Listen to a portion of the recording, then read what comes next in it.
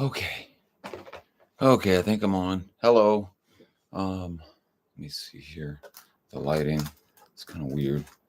Don't know what to do. Anyway, there we are. Here we are. Let's see. It is Thursday, August 22nd. And I'm just going to be on a minute to say hello. I'm still around. I'm doing fine, sober as can be, and another day alive. And thanking God. Hallelujah. Let's see. I don't know. I've been doing my gigs here and there. I have a gig coming up this Saturday. I think it's Saturday or Sunday, I forget. At at a place called the Mob Museum. Um, it's a speakeasy bar, which is really cool. And the museum is really, really cool, guys. If you're ever in Las Vegas, have someone take you to go see the Mob Museum. It is just that, and it is quite a spectacle. It's beautiful. It's great. You get to see the history of Las Vegas and all of its gangster history. And so they hire me, and I play as well. I work with a couple guys, Jimmy Trippy, and the very talented Jimmy Trippy, and very talented Bill Zappia on those gigs. Bill Zappia on piano, and Jimmy Trippy plays guitar and sings with me, and we have a good time. We call it Mr. Nobody. Mr. Nobody. And, it goes with the speakeasy thing, is what it's about. Just something creative and fun. Um, so let's see that I'm doing that. And then there's what else? I'm getting my fireplace flute finished up for the holidays. And then after the holidays are finished, I'm going to do the rest from the mantle down. I mean, the whole thing, just gonna redecorate it. But I've been putting up copper on the flute, and now I've trimmed it, so I've got a final trim on it. If I were to take you in the living room and show you, but I can't. I mean, I could, but blah. I got a picture of it. Let's see. Of course, today you have to take pictures of everything. And of course, I have my dogs in here to show people when they want to see that. Anyway, this is the way it looks. If you could see it, let me see if I can get it in now. So that's the flute, and all of that is copper, and it's not painted. I just took sheets of copper, cut them into squares, and I oxidized a lot of them, and then I liver sulfured a lot of them. And so now that is laid on it, and it's epoxied, it's not coming up. And I primed the metal too. So yeah, you'd peel the wall off if you were going to take that stuff off. But it was put on there so it would be permanent. And and now whatever I lay on it, aesthetically, I'm going to lay it in ways where I can remove it, so if I ever want to change it, but this part will always remain that as the stage. And and so I'm coming up with some personalized pieces. Joanne gave me a piece I'm going to put up there. It's a big copper piece. So, like plates of copper is what I'm doing.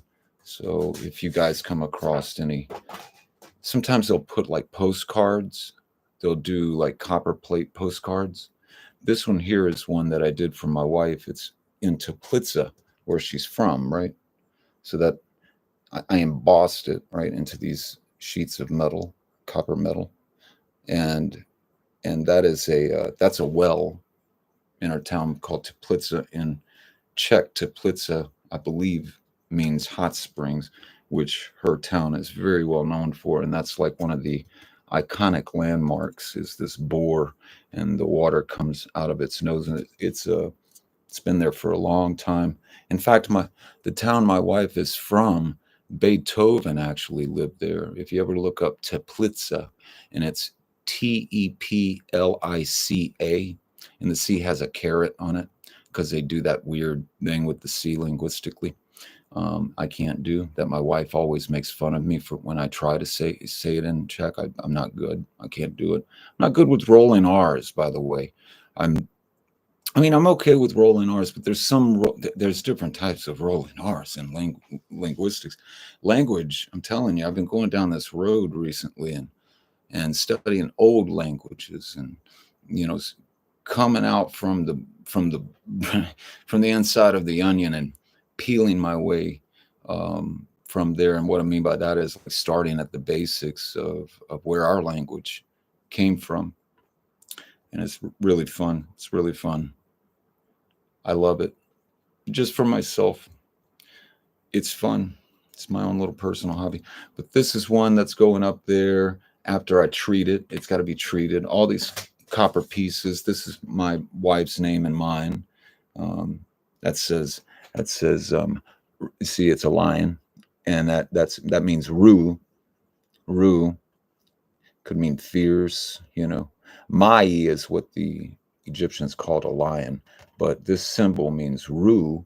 And by the time the Ptolemaic period came in, Ptolemy was using this as a symbol for an L, for an L. And sometimes he'd use the R, which is this one, that little mouth symbol right there is an R. Sometimes they'll use that in place of an L in Egypt because they have no L's.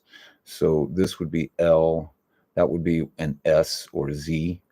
So you got L, Z, and then you got the Y. That's those two together would sort of be a Y, not like a yeah, but it could if an E, if it goes next to an open sound, yeah, it can go. But yeah, you could say that.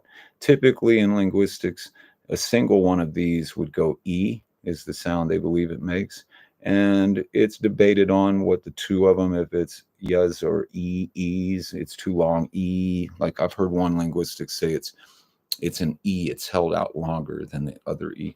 Anyway, so that's Lucy, and then the determinative, goddess, determinative.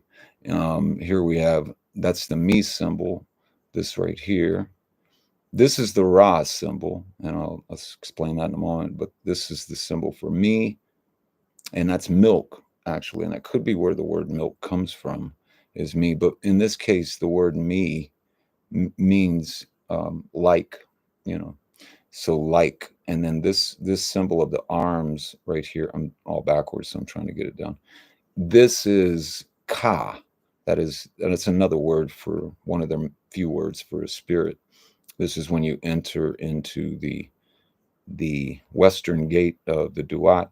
You go in with the ka, and you come out with the ak.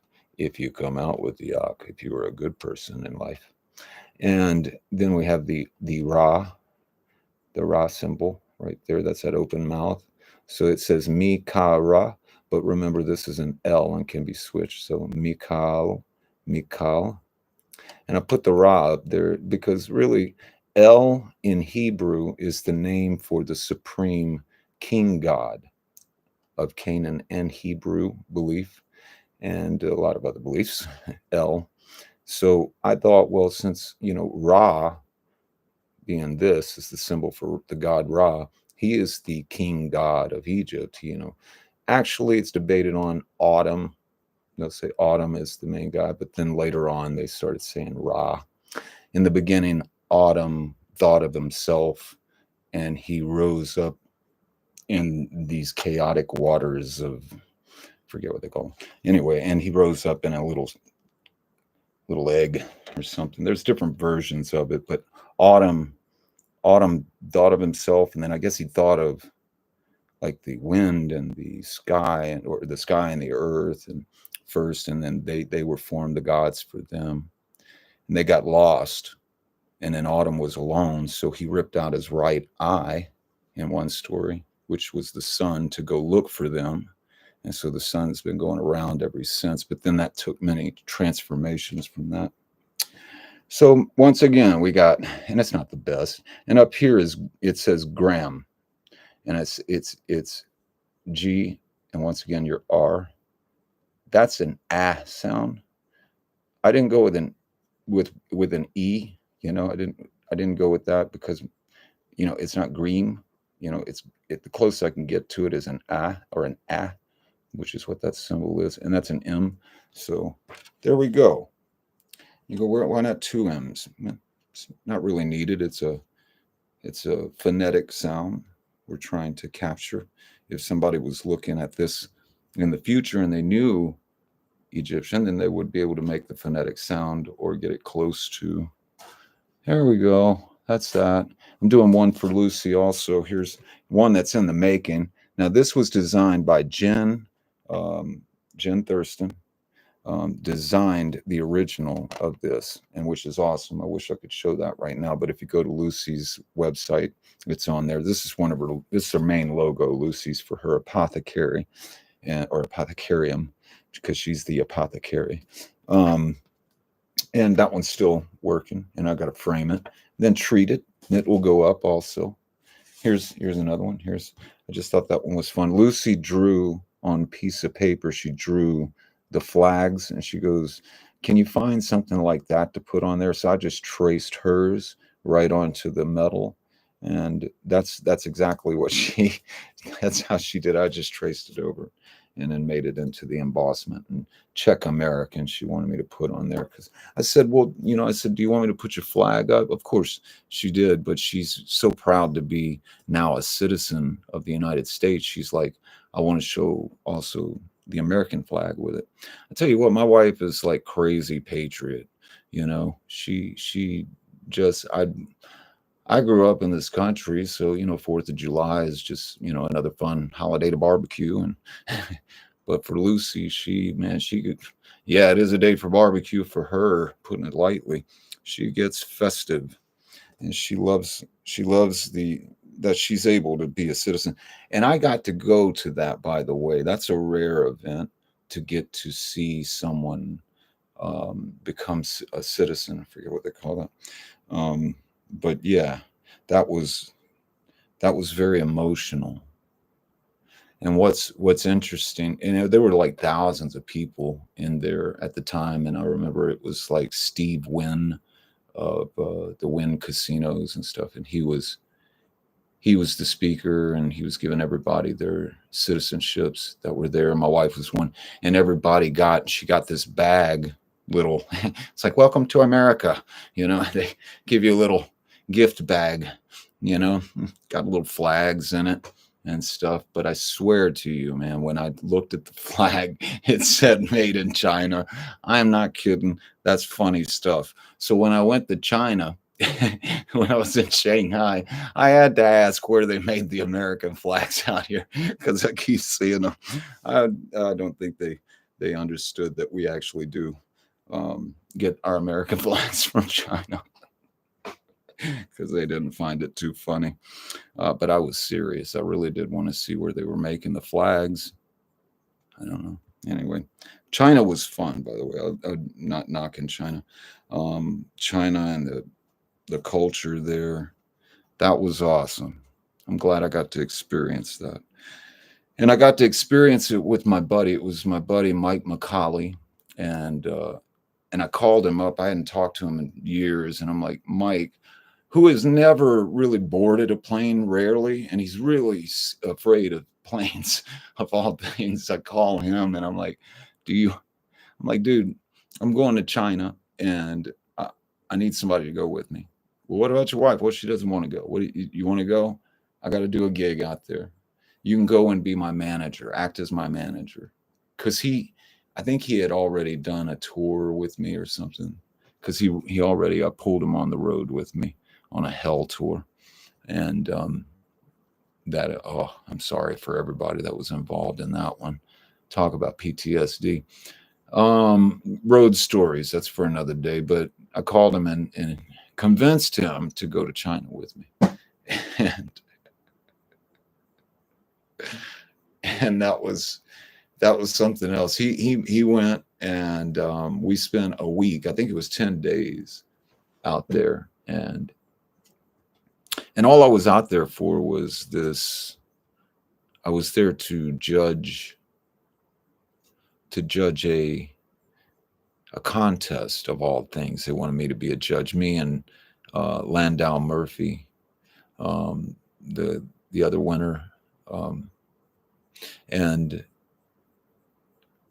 who else? I forget who else was the third judge. I think he was some British journalist, really nice guy from what I remember. Um, and yeah, and they were like, they wanted me to judge. I remember there was this group from Japan that got up, and they were this one group that was in the contest, and they got up. They were like really punk rock, and they were really rebellious, music, and it was, giving it to the man, like we do in the music business. That's the way we do it. We always talk about the man. But anyway, but the rebel, and I love that, and I saw that, and I had to compliment on it, and I'm like, I had to say, hell yes, hell yes. I think Landau didn't too much like the cursing in her lyrics and stuff, but I could feel the oppression or something coming out of her, saying she was from Japan, like she's oppressed or anything. But it was right there in China where this was going on. I thought that was pretty spectacular in that moment. And, oh, I wish I could tell you more of those stories about China, but I'd probably get in trouble. So there's some more funny stuff. So if you ever get with me, maybe I'll tell you on the side.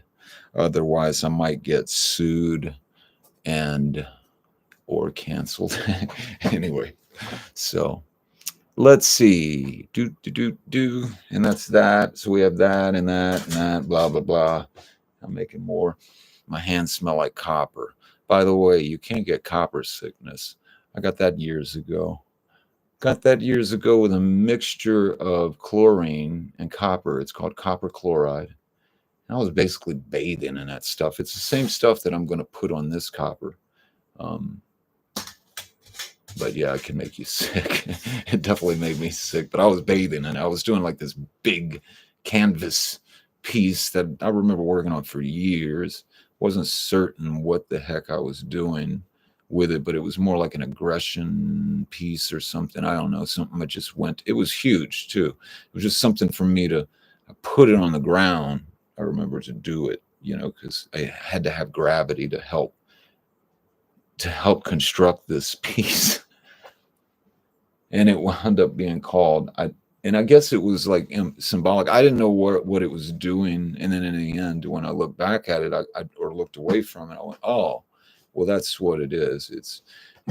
So it was called the lift, and it was a big heart that, all of its mechanics had it's kind of fallen apart, and the wings of it fell apart. These heart with wings, mechanical heart with wings. And it was done with a lot of metal. And then there was like these 3 or 4 smaller hearts with wings that are pulling on a chain that's pulling a lift to try to get this bigger heart that's fallen and broken to lift it up. And it just came out something like that. And somebody I know really wanted it badly. And I guess so. It would have wound up like a lot of my other pieces that I do, which in a landfill or something. I don't know. I don't really see them, but I see a moment that's what I do with songs too. That's how I am with songs. I really don't. They're a moment. That's what it is. And then you move on. Life is a moment. Let's see. We have the Irishman, Rick Gibbon. How you doing, buddy? Okay, so I'm reading through here. He says he's from the North Woods of Maine. That's cool. Got some people out in Maine. Thank you.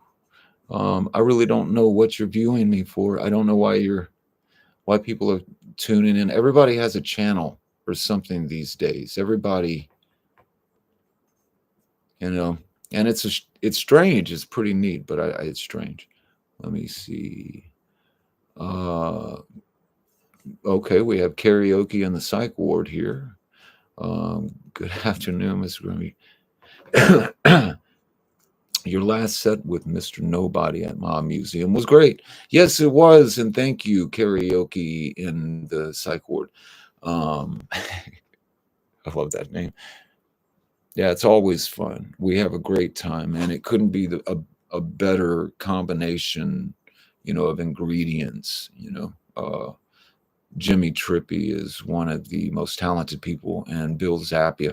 I've never heard anything like him, and so, or known anyone like both of those guys. And extremely unique artists, and they truly are. Um, yeah, thank you for that. So that'll be, I think, it's this weekend, so look it up. I don't know if it's Saturday. I want to say it's Sunday that I'll be there. Let me see.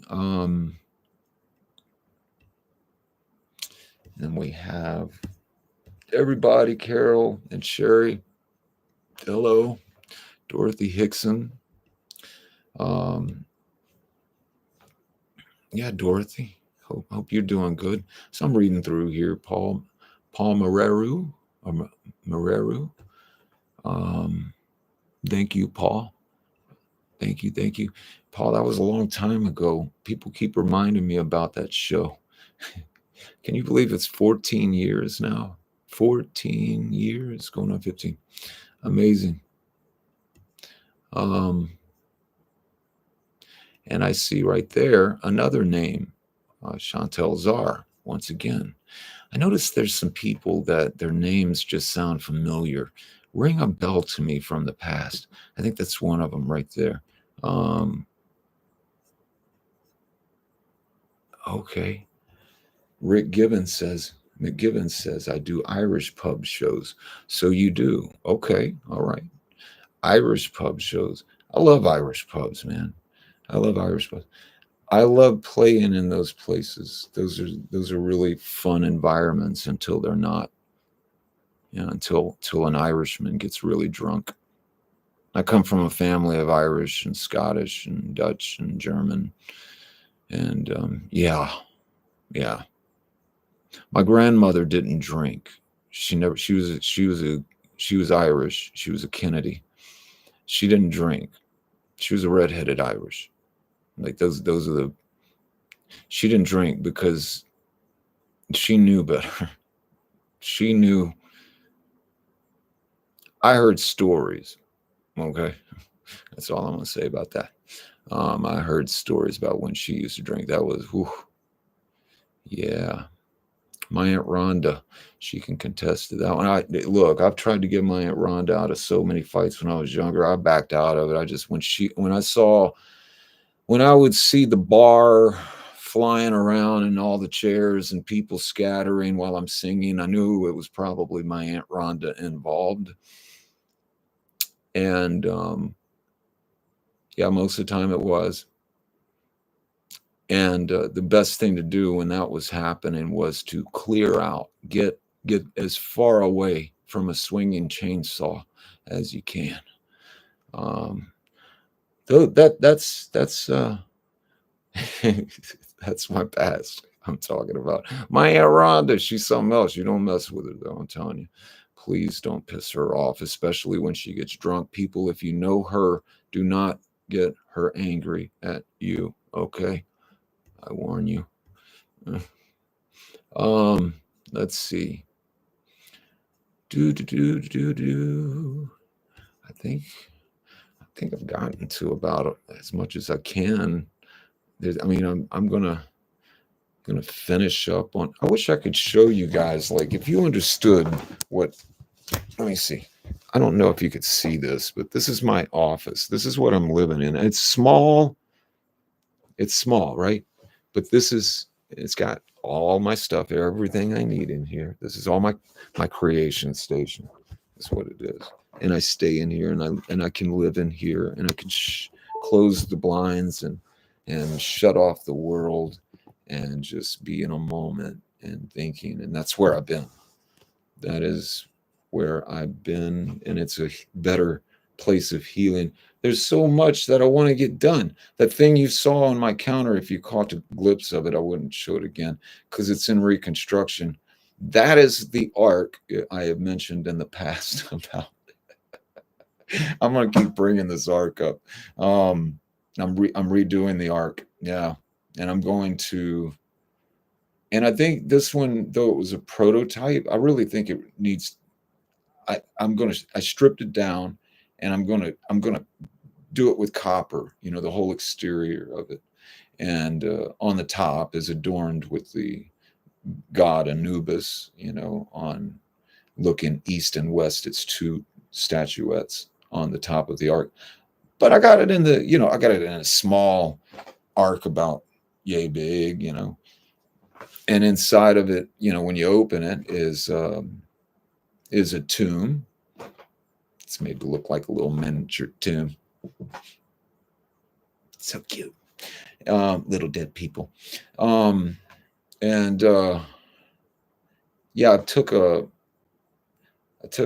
old letter from 1862. It was right at the beginning of the war, I guess a year within the war there, and this guy wrote, and I put it in there with his name. He wrote it, and I call it the Tomb of Newton in there. And so that's to house his spirit, right? For those of you who are into that.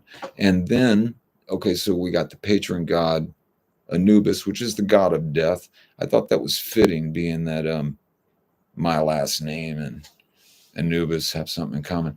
So made it to and Anubis was like this. They make him out in movies like he's some in Hollywood, like he's some horrible, like mean or fierce. He's not. He's not even a bad guy. He's just there doing his job. He's like Osiris's hound dog, and the poor guy, he's not a dog. He just looks like a dog, and he's just a deity that's his job. He just goes to grab you when you die and take you into the hall of judgment. And he doesn't do anything to you. It's not written anywhere where he does anything. That's his only job, pretty much, to see you through there. And then he guards the tomb. That's the other thing. Supposedly he guards the tomb, which is why when you walked in King Tut's tomb, there was that, or a lot of the tombs, they'll have Anubis guarding the front, either in paintings or reliefs on the plaster. And it's interesting. So on top of that, so now we have the ark with the patron god, and then we have the mummified remains, miniature mummified remains of Newton, his letter.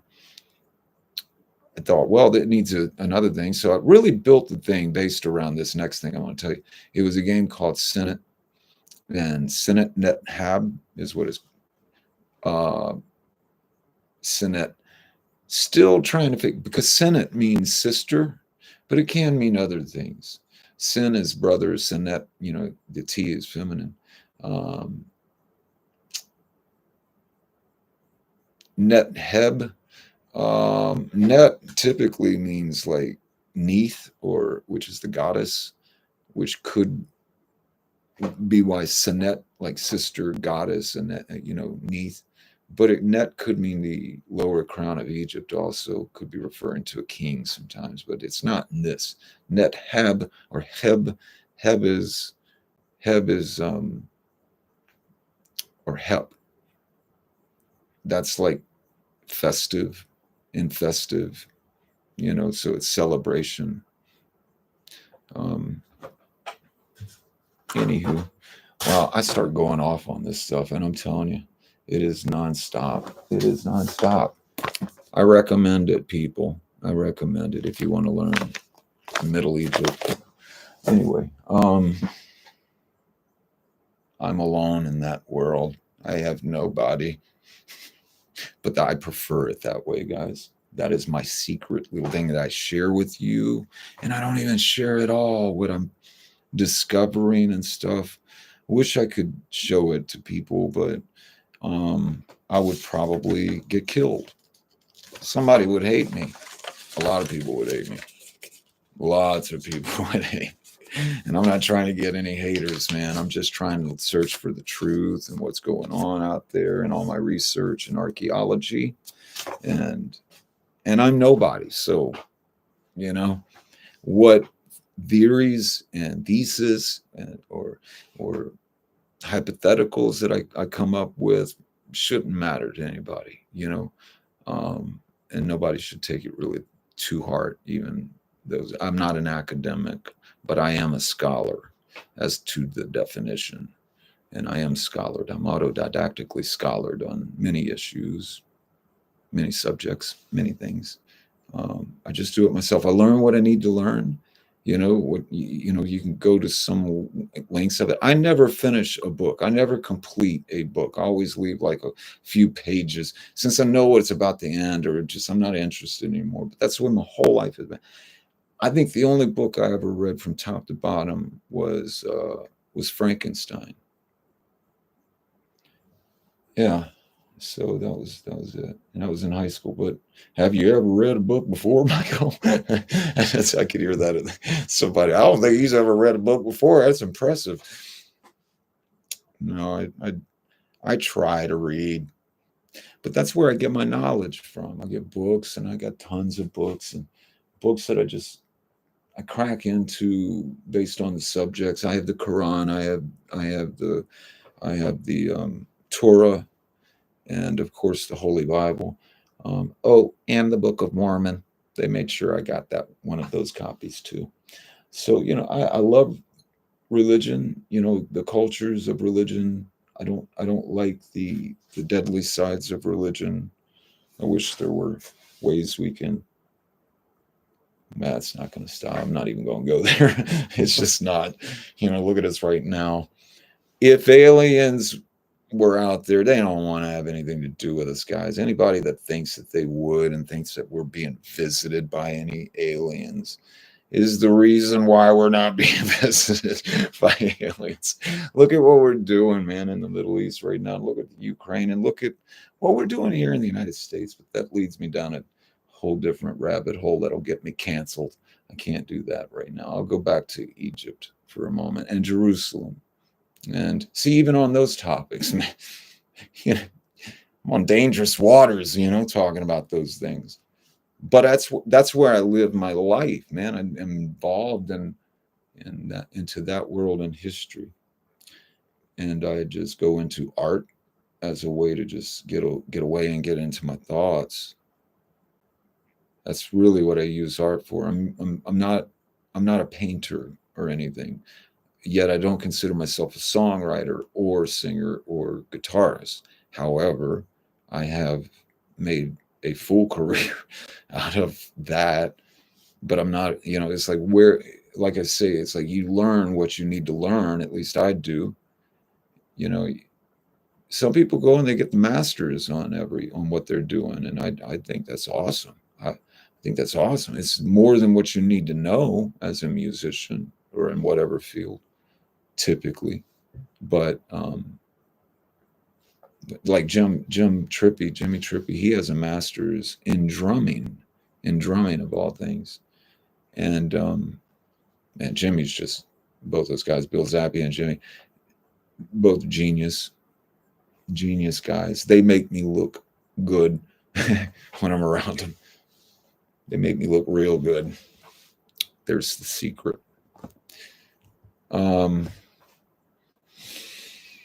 Let's see. I guess, let me see. I guess that's about it. Somebody said, we all have an Aunt Rhonda. Yes, we do. And she's the one that you call on when you want somebody. That's what we did. Man, I remember oh God, don't go there, Michael. So many times growing up, my Aunt Rhonda, oh my God, she would throw down for the family. If and it doesn't matter if the person was right or wrong. If somebody was in the family, my Aunt Rhonda thought they were done wrong by somebody. I don't even know how to tell you. It's not a good thing. You shouldn't. I'm just telling you this because you guys should know down in Mississippi. Aunt Rhonda, get her on your good side. That's what you do. And she'll be your best friend. She's a good person, good heart, good person. Love her. Love you, Aunt Rhonda. If you're watching this, love you.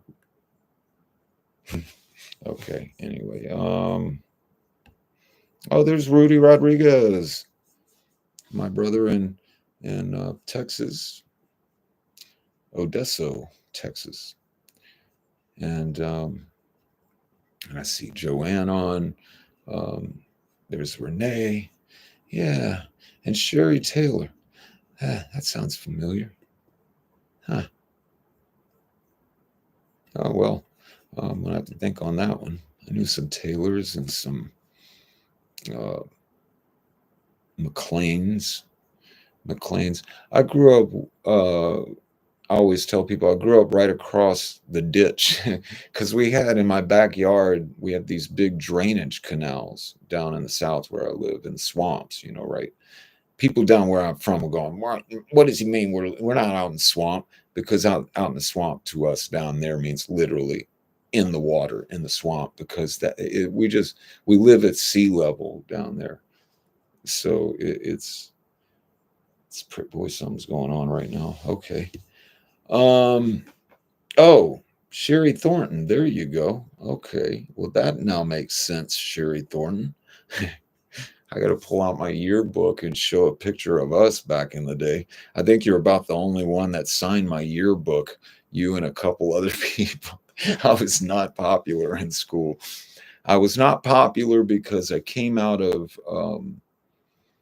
what do you call those? Well, private school systems.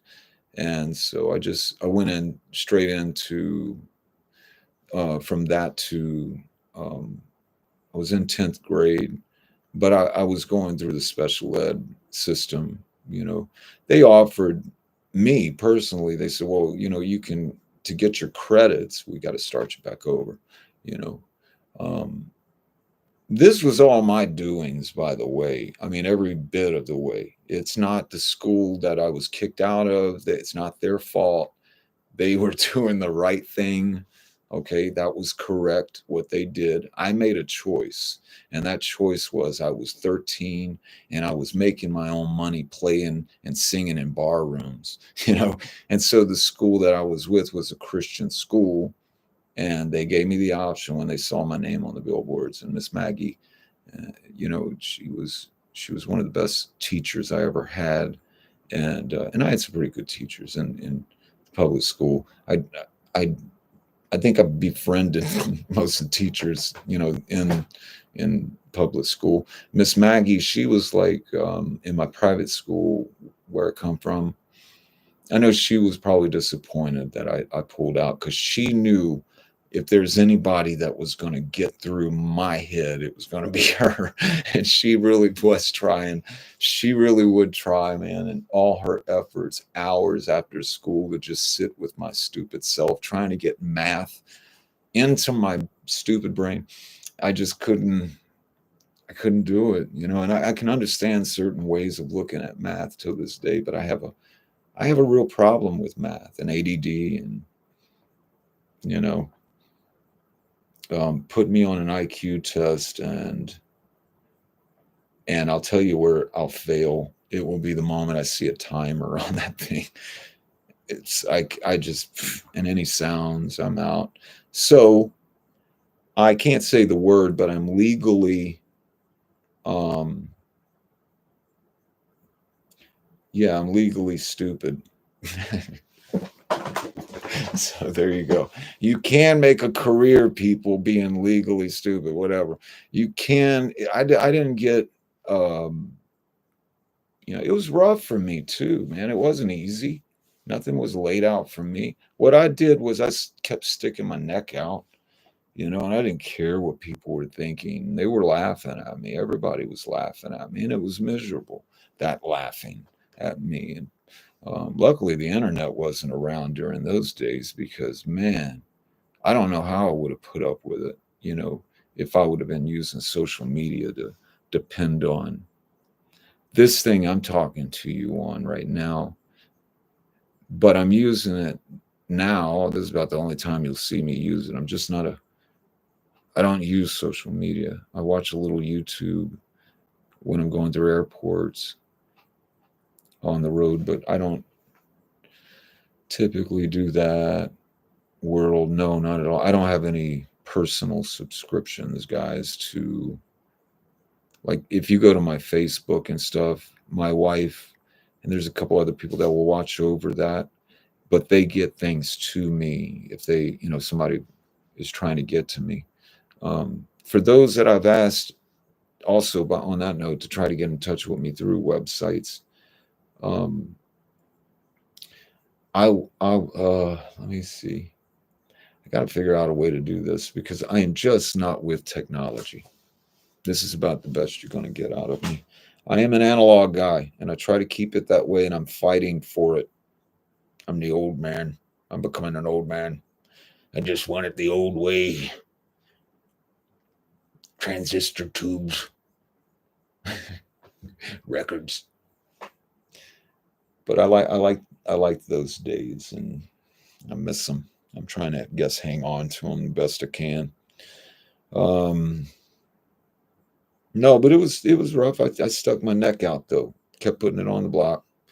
And it's never been freaking easy for me. And for anybody out there that thinks it has, I say, to you. Because it's not. It's not easy. Why is it not easy? I don't know. You tell me. Has it been easy for anybody else? Anyone that knows anything about this business knows you don't go sign up an application and, there's no job for hire for anything. And the best thing I can tell people that are getting into this business, you have to get rid of your ego. Don't have an ego. No matter how much you think celebrities with their egos work for them, when you come into a business and you're like that, people are, I don't care how good your vocals are, you better bring a lot to the table for people to put up with that, man, because nobody will. You got to pay your dues. I've been doing this for over 30 years now, and I don't consider myself over with paying dues. I still pay my dues and will be till the day I die. There's a moment paying dues. What does that mean? It means, well, that money right there is more money than what I have now, and got to do what I got to do because my whole life is it's not. I don't know. I think a lot of people think that it's like I go clock in and out. Like we have some sort of somebody on the phone that's constantly calling us looking for work, looking for me.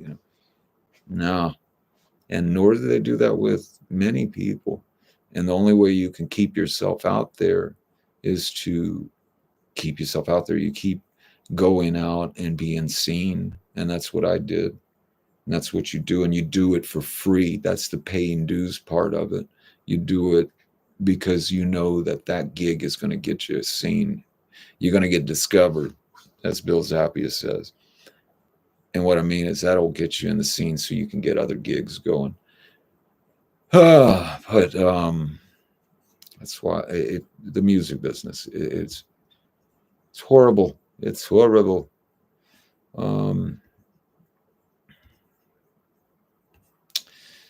Yeah.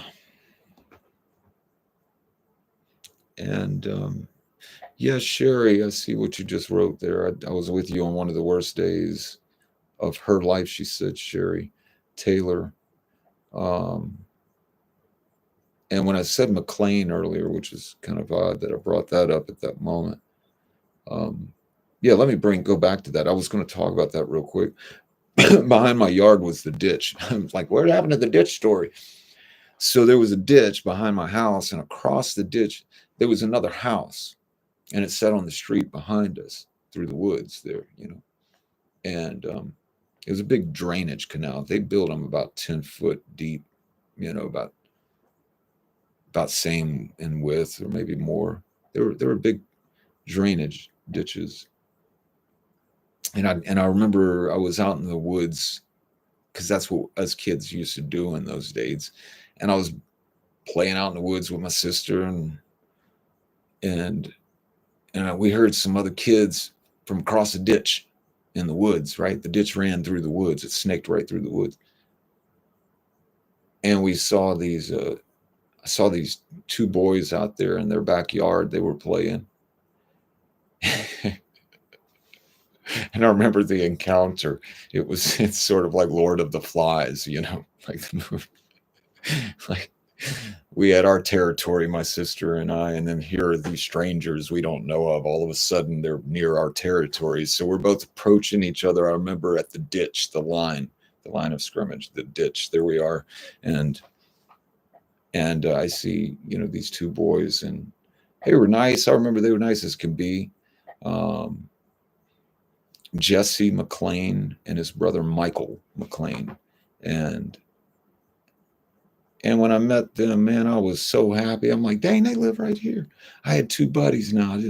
I always around women, that's my whole house was just women. I was like one of the only boys around, and so I was like, oh yeah, I can get away from my sister for a moment, because my sister and I used to play together all day, all the time.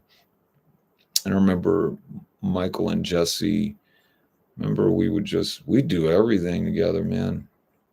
All kinds of stuff. We'd go fishing together. Did the things that kids do. We'd build constant tree or clubhouses in the woods and in the swamp. I remember some muddy, muddy days, even quicksand one time we got into, me and Jesse and Michael.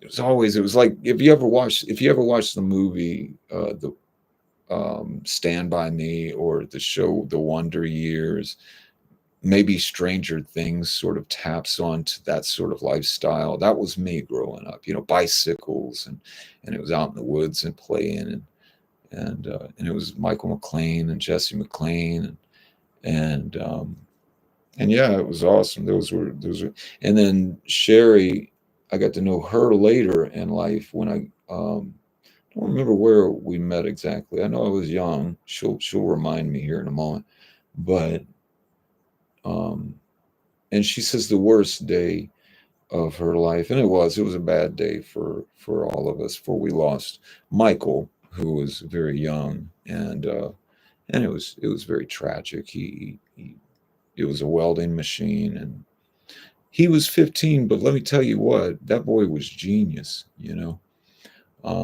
was an accident, of his own that caused it, but deeply missed. That boy was he was a unique character. I remember him so well. In my mind, I could see his smile, I could see his laugh, I could see the way his body moved all the time, and I remember our times together. And he was a real special person. And Sherry, if you ever know, I know that when towards the end of his life, that he had a good friend named Tuna, and I know that was his nickname. I can't remember Tuna's name, but you got to let me know whatever happened to Tuna. And yeah, we have nicknames for all our people down south, man. We got names in my family.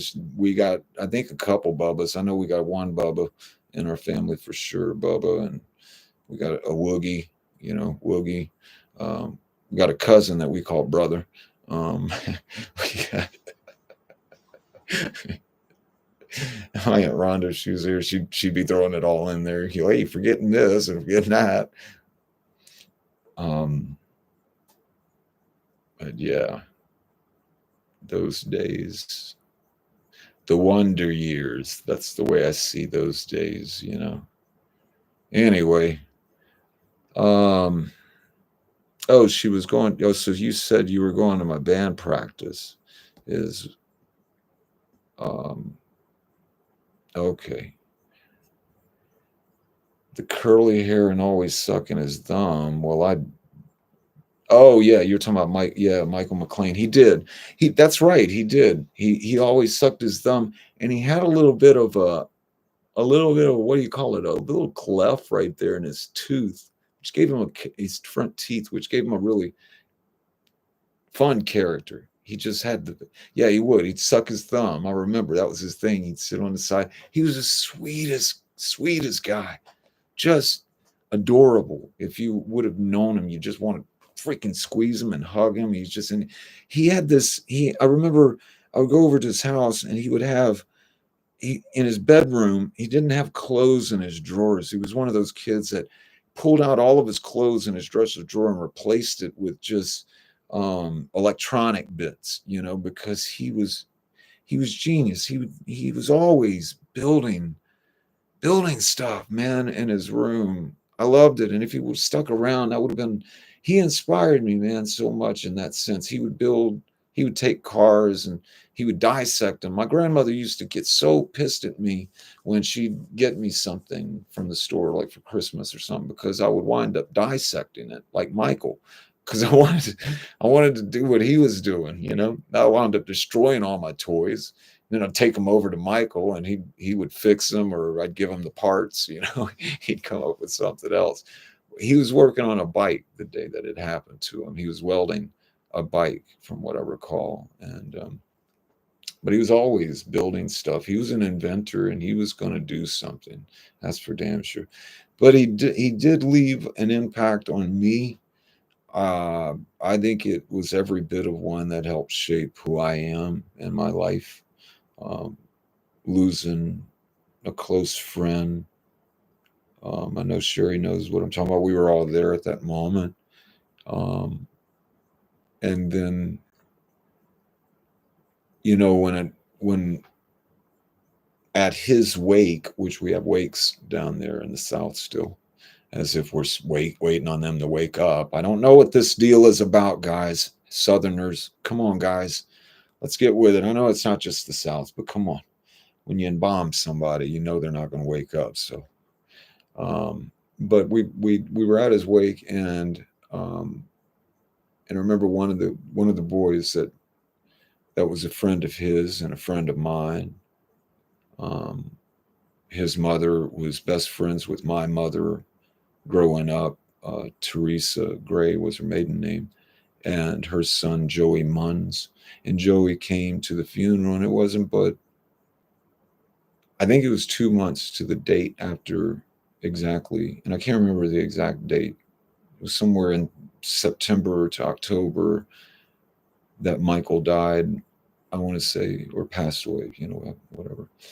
And then Joey, he came there to see him. And I think it just impacted Joey so much. I think he was 17 at the time.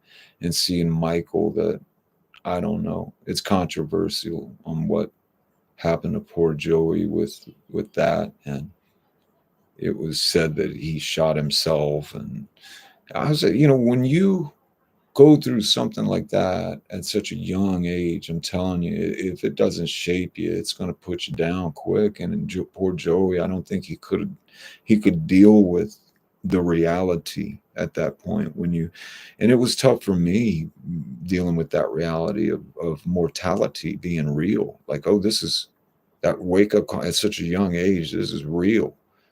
Death is a real thing, and it can come at any moment. And that right there helped shape me, and it has, and it's still this day. And Michael McLean remains every bit a part of who I am. There's no way I can and I know for his brother Jesse, who was one of my dearest friends when I was little. We used to do everything together. Um, I know for Jesse it was extremely hard, and I think it still is till this day. I saw Jesse not but a few years ago, and when my sister approached, I said, "You remember Jesse?" And she couldn't remember, and I said, "Jesse and Michael." And when I said Michael, I could see his face, and I could tell it kind of, and I knew it was a little uncomfortable at that moment. But if Jesse's listening, I'm sorry, man. I didn't mean anything on that, and I want you to know that he's with me. I know he's always with you, but he's with me too, man. There's no doubt that I carry him with me. Um, yeah. First dose at I was 14. I want to say maybe Michael was 16 and I was 15. I know I was a year younger than Michael, so I think he was. I want to say he was 15, and it's just been so many years now. And yeah. Mm. To the McLean family, Jesse Senior, Michael, Jesse's mom, their brother, all the family. My heart goes out to them. And for those that never knew Michael, I want to let you know he was super. uber duper super talented. And I never met a person like him. Still to this day, his character stands out to me more than anything. And yeah, with that, I miss him, but he's just sort of become me, or his memory meshed into my fabric of who I am. Anywho, well, I was on longer than what I was expecting to. Um, oh, it was July 25th. Yeah, you're right. July 25th, 1994. And I think it was, I want to say it was, I think it was September 25th, somewhere in there, September 25th. That was Joey Munn's day he left. Because I thought that was odd. It was like 2 months exactly. And maybe it was a coincidence. I don't know. But yeah, July 25th, you're right, because now you say that, I do remember the intense heat of that day and how humid it was that day of the funeral. And yeah, it was like a sauna, I remember. Yeah, it makes sense. Um, yes, I heard that Robbie did pass away. Um, my heart goes out to any of the family of him. Robbie was a good guy. I like Robbie. I loved him. He was a great guy. I grew up with Robbie Gray, um, Abe, Robbie, Bo. Bo, I think he's still around. Bo, good people. I love Bo. Always love Bo. And Trey Parker, I wonder whatever happened to Trey and how he's doing these days. He was always loved Trey in school, man. I'd see him. He was just sweetest kid, man. Just good, genuine heart. Good guy. Good guy. And hope he's doing well. Um, and I'll go back in my mind, and some of these people come back to me for a moment, and it's good because man, time just it's going by. It's going by. Anyway, speaking of time, I'm going to seal this up here, and I'm going to say, have a good day, and thank you all. I appreciate it, and for what it's worth, I'm alive. Another day, and you are too, and go and celebrate, and don't let your meat loaf. There you go, Austin. All right.